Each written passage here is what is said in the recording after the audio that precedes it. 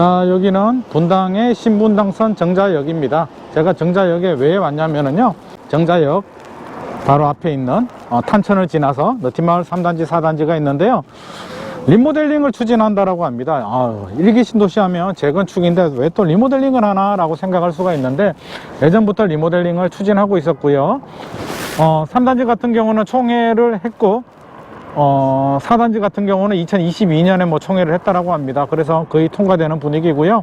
올해 안에 이주를 하고 뭐 공사에 들어갈 예정이라고 하기 때문에, 분위기는 어떤지, 요즘 부동산 시장 분위기도 뭐 상당히 좋지는 않은데 지금 어떤 상황인지, 추가 분담금은 얼마 정도 나오는지 한번 살펴보도록 하겠습니다.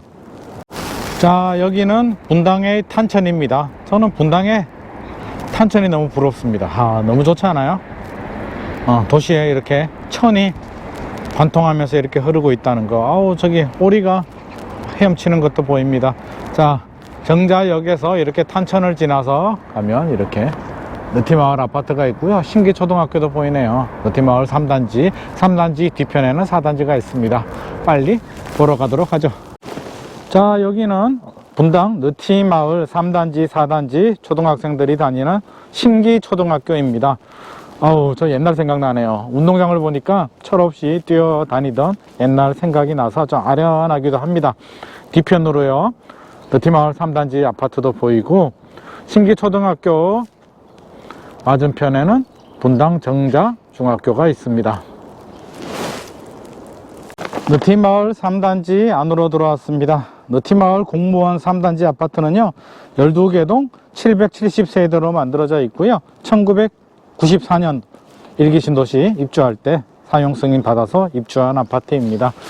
복도식 아파트이고요. 오래됐으니까 지금 재건축 마스터 플랜 이야기도 나오고요. 윤석열 정부에서 이제 재건축 이야기 나오고 있는데, 이전부터 리모델링이 추진하고 있었기 때문에 지금 더 이상 돌이키기는 어렵다라고 합니다. 저는 개인적으로 재건축했으면 더 좋을 것 같은데, 재건축하면 또 15년이 걸리니까요, 주민들 입장에서는 빨리 추진된 리모델링도 뭐 괜찮은 방법 아니었을까 생각이 듭니다. 자, 여기는 너티마을 공무원 4단지 아파트입니다. 3단지 아파트와 바로 인접해 있는데요, 사실 뭐 같은 아파트라고 해도 뭐 차이가 없을 것 같은데, 법적으로는 3단지 4단지 다른 아파트이기 때문에 리모델링도 각각 따로 추진하고 있다라고 합니다. 너티마을 공무원 4단지 아파트를 안을 제가 거닐고 있습니다. 공무원 4단지 아파트는요, 16개동 1006세대로 이루어져 있고요. 1994년도 사용 승인을 받고 입주하였습니다. 용적률이 180%입니다. 중층 아파트치고 180%면 괜찮은 내재 가치를 자랑하고 있습니다.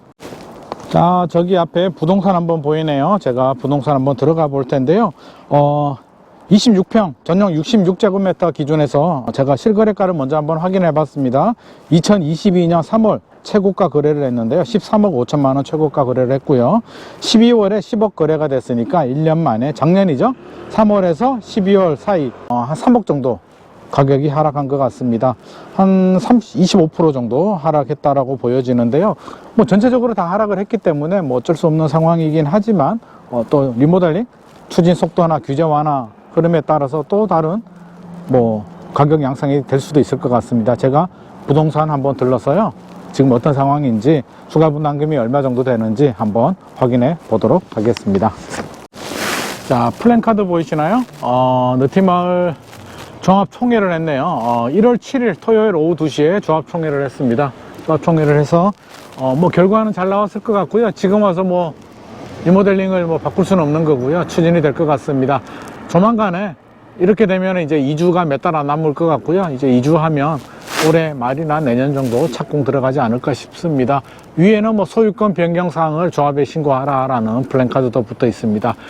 리모델링이 굉장히 임박한 분위기고요. 자, 오늘 이렇게 너티마을 3단지 4단지를 둘러봤는데요, 제가 부동산 방문을 했다라고 했잖아요. 부동산 사장님이 힘이 하나도 없습니다. 거래가 안 되니까요. 제가 인터넷에 확인한 내용하고 비슷한 것 같습니다.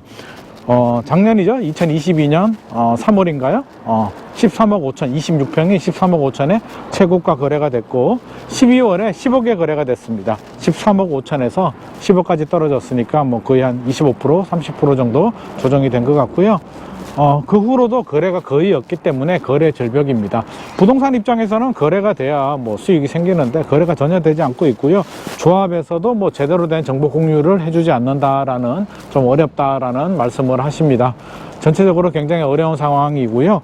분당은 뭐 일기 신도시 마스터 플랜 뭐 여러 가지 재건축 호재가 있었기 때문에 2022년 상반기는 좀 분위기가 굉장히 좋았는데 하반기 넘었으면서 가파른 금리 인상과 과도한 상승에 대한 피로감으로 전체 수도권 부동산 시장 자체가 침체가 됐기 때문에 분당도 그 부동산 하락 파도를 넘어서지는 못했던 것 같습니다.